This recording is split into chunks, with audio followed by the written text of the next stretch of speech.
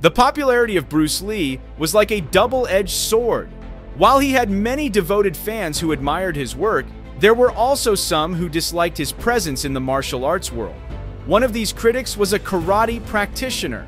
This event took place during a Hong Kong television broadcast in 1972. Bruce Lee and a team of black belt karatekas were invited to showcase karate and kung fu techniques on the show. Bruce Lee used the karate practitioners as part of his demonstration. They held boards and pads for him to kick.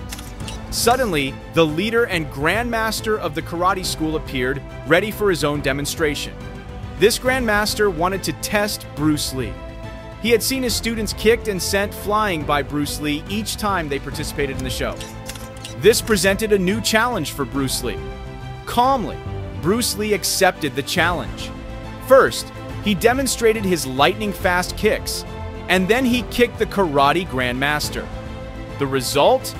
The grandmaster was sent flying across the room. It turned out that it didn't matter if you were a karate grandmaster, a head instructor, a sifu, or any other kind of master, Bruce Lee could still launch you with his kicks.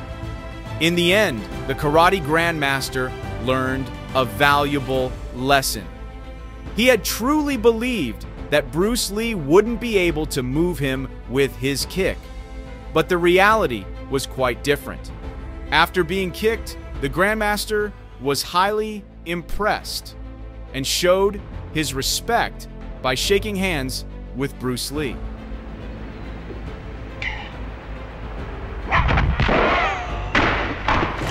Another karate fighter who gained valuable experience sparring with Bruce Lee was Bob Wall.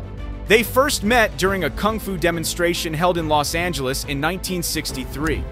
A few years later, they grew closer and had the opportunity to fight again in a scene from the film Enter the Dragon.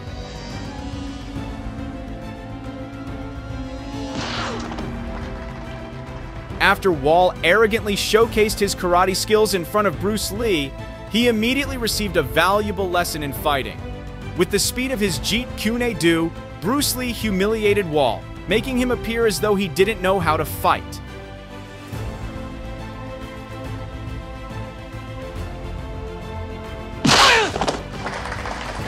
In this moment, we can clearly see the superiority of Jeet Kune Do, which, with its flexibility, could strike directly at the weak points of the karate master.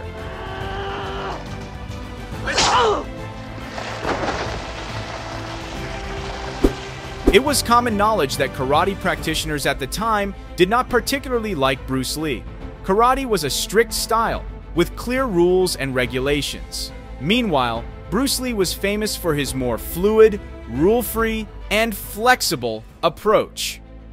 Adaptability was one of Bruce Lee's core principles, and it was the foundation of his famous saying, "Be water." Teapot, it becomes the teapot.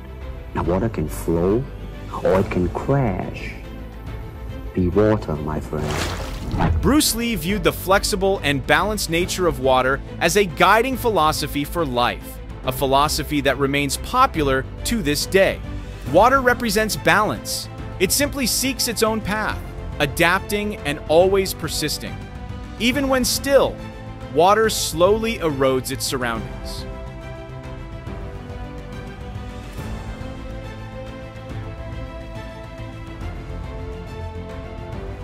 Bruce Lee's martial arts style mirrored the movements of water, focusing on speed, power, and defense, techniques designed to defeat any opponent. Jeet Kune Do, created by the legendary Bruce Lee, was more than just a martial art. It was a deep philosophy that transcended traditional boundaries. There's the punch, there's the back fist, and then low. Of course, then they use leg, straight at the groin, or come up.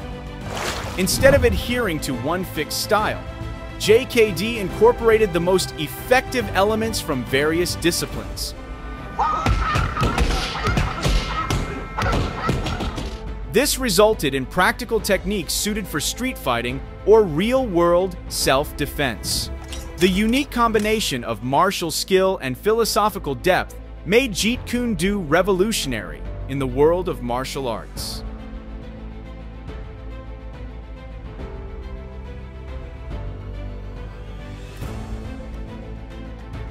Bruce Lee created Jeet Kune Do as a lasting legacy that continues to inspire and motivate martial artists worldwide to be the best, not only in physical ability but also in personal growth and self-awareness.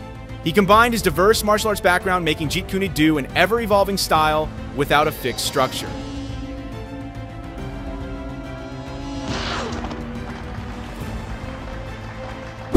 Bruce Lee demonstrated how effective his martial art was when used in combat, particularly when facing a world karate champion during the California karate competition.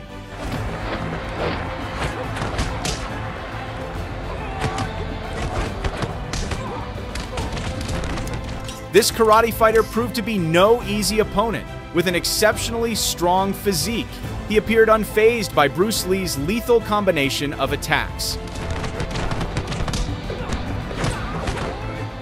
In fact, this black belt karate fighter was able to throw Bruce Lee to the ground with a classic karate takedown, followed by a front kick that sent Lee flying.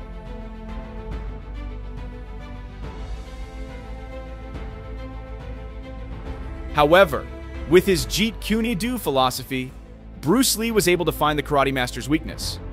One of the key elements of JKD is speed, and in this moment, we can see Bruce Lee execute a combination of defense and attack with incredible quickness.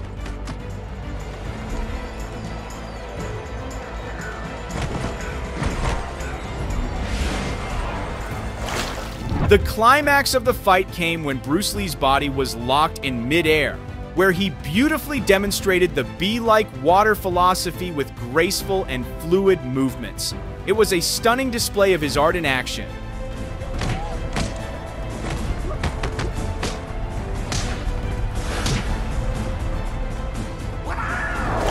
Next, there is a rare moment when Bruce Lee demonstrated the speed of his hands during a karate tournament in California. In one of his rare video recordings, Lee can be seen punching with a speed almost invisible to the human eye.